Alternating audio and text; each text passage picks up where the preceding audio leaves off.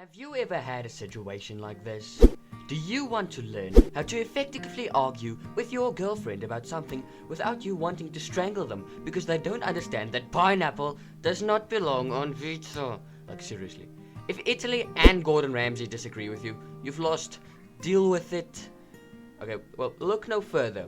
I have the best strategy for you to not put yourself on a list after an argument. First of all, I need to clarify two things. Number one, pineapple sucks. You know it. Stop pretending. Second, you need to know why arguing effectively is important before you're going to learn how to do it. I'm going to be teaching the why first, then the how. Arguing effectively is important because, as mentioned earlier, you don't lighten the Earth's senses by one, when it ends, and two, being able to argue effectively means that you learn from others easier and you don't ruin your relationships over an argument. Hell, you could even make a new friend from it if you do it properly.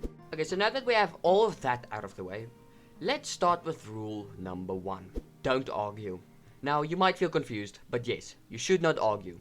When people argue, all that happens is you both jump on your high zebras and rally for war, which is not what we want. What we want is for you both to understand each other without any actual arguing. Let's take George here for an example. He is currently talking to Anita at the bouquet shop because she can't decide what flowers to get. Now you tell me which scenario sounds better. You suck, Anita! Just choose a damn bouquet so that we can get the hell out of here! Shut the hell up, George, you dumb piece of string cheese! Instead, what could happen is, Anita, darling, I know you struggle with choosing, but I would really appreciate it if you could maybe hurry up a bit. Sorry, George, I'll hurry up. Okay, I pick that one. So which one sounds better? The second scenario, obviously. Not only is no one upset at each other afterwards, but it gets George the result he wanted, for Anita to hurry her ass up. And so, we have rule 1. Don't argue. Rule 2. Keep an open mind. Why? Because if you don't keep an open mind, then there is no point in arguing or debating over a topic if you're not going to accept others' beliefs and opinions about things. You are never going to learn and you'll never improve from your position. Anita can be as civil as she wants, but if George does not want to accept that people have different struggles, then it doesn't matter, because he is never going to learn. And if you don't learn, you don't grow, and you can't improve as a person. What is going to happen is you're going to think you're right all the time, people are going to think you're an arrogant narcissist. So rule 2. Keep an open mind. Rule 3. When you're going to enter an argument, try to think about what the other person is feeling. What could possibly have caused that they acted this way or felt this way about their opinions? For example, once again tell me, which one sounds better? Dave yelling at George for yelling at Anita? You dumb muff! How could you yell at her for that? You know she struggles with it. Or instead, yo bro, come on my G. I know you were impatient, and believe me, it gets on my nerves too when she can't decide. But yelling at her was a bit of an overreaction, don't you think? Yeah bro, I'm sorry. I just lose it sometimes, but I'm going to try my best to work on it. I'll apologize to Anita as well. Now we know that George is wrong in this scenario for yelling at Anita. And Dave is mostly justified for yelling at him for it. But it doesn't achieve anything. All it does is end up with both of them being mad at each other and nothing is achieved. Instead, Dave considered why and what caused George to act the way he did. And even though what George did was wrong, he realized that it makes sense why he did it. It was wrong, but it made sense. So he took it a lot slower and a lot less aggressively paced, and he just talked to him about it instead of fighting him about it, because it didn't seem like an attack that George was receiving. Instead, it felt to him like an understanding, a form of common ground that settled the argument before it could begin. Rule 3. Think why and what caused them to do and feel what they felt and did. Rule 4. Ask questions. For your debate with the opposing side to be effective, you have to learn something new, or close enough to it.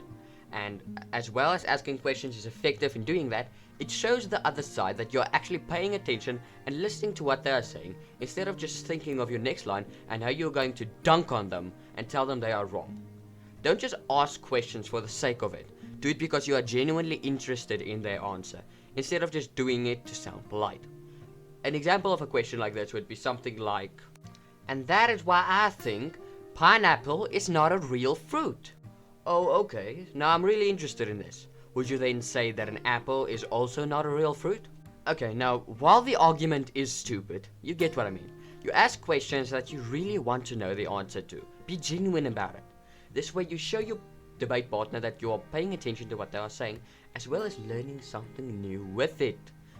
Not only about the person, but what they think and what they feel.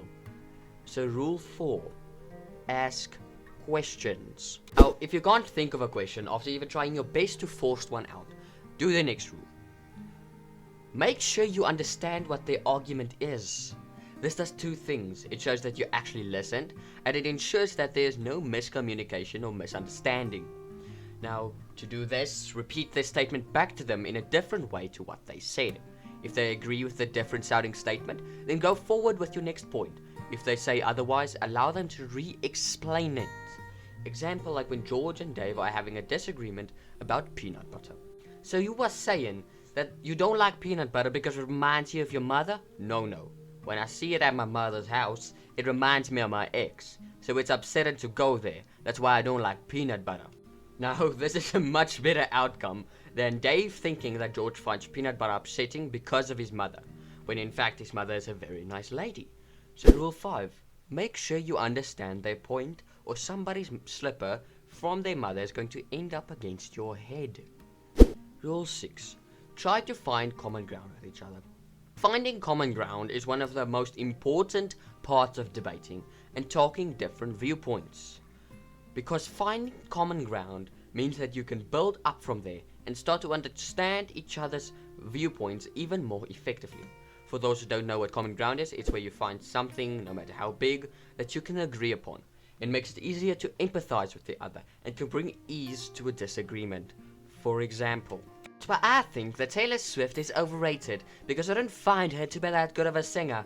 I instead think Ed Sheeran is a much better artist. I can agree with you over Taylor Swift. She is overrated, and her singing, in my opinion, is not all that great. But to agree that Ed Sheeran is better may be a bit of a stretch for me. The common ground between Dave and George creates an area where they can stand together, making it much easier for them to disagree about other things like Ed Sheeran. By the way, Ed Sheeran's much better. No one tell me otherwise. So rule 6, find common ground. And that is it. If you follow those 6 rules, you'll have much more effective conversations and arguments with others. Now, there are a couple of mistakes that I see a lot of people, and this is including myself, from time to time, make. Don't insult a person's views. We as people are very tight to our views, and insulting them does nothing except create an extremely high chance for an argument to pop out. Try to learn from this person if you can. Anyone can know something you don't. No matter how dumb they are, how smart they are, how old they are, how young they are, how much experience they've had, how much experience they have not had. Anything. This can maybe range from a 5-year-old with wisdom beyond their years, or an older person that is kicking your butt in Scrabble. So try to understand their viewpoint, instead of trying to convince them of something different. Instead of trying to convince them otherwise, you should both try to work on a solution that works for both parties. And lastly and most importantly, if it becomes an argument, you should both take a breather for a few hours. I can't speak. Because even, it's just gonna create a bigger argument. So for a few hours or maybe even a few days, just take a breather, stand back, reconsider your viewpoint and reconsider their arguments. And then both return to the topic and discuss it further. There are probably a few things that I missed in this video about arguing effectively. Hell, even while editing this video, I can think of different ways that I could explain this better. But these are the main rules that I myself follow, and majorly well-known debaters such as Ben Shapiro and Jordan Peterson. Now, no matter their political beliefs, we can agree that they are both extremely effective debaters, and they follow the same rules that I explained in this video. And so, to quickly sum it up for you, don't argue, keep an open mind. Try to think about the other person's viewpoint. Ask questions. Ensure that you understand their argument. And try your best to find common ground. Common mistakes. Don't insult the person's views. You can learn from anyone. Try to come up with a solution instead of convincing them. If you start to realize that this disagreement is turning into an argument, take a breather and return on a later date. Avoid people that only want to argue. And so if you follow those rules, You won't increase the death count anymore, and you will actually find that you maybe have made a few new friends along the way. That was how to argue effectively.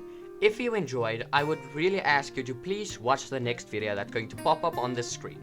It is about how you can master and learn to master luck, like my main man Sherlock Holmes. Cheers, nerds!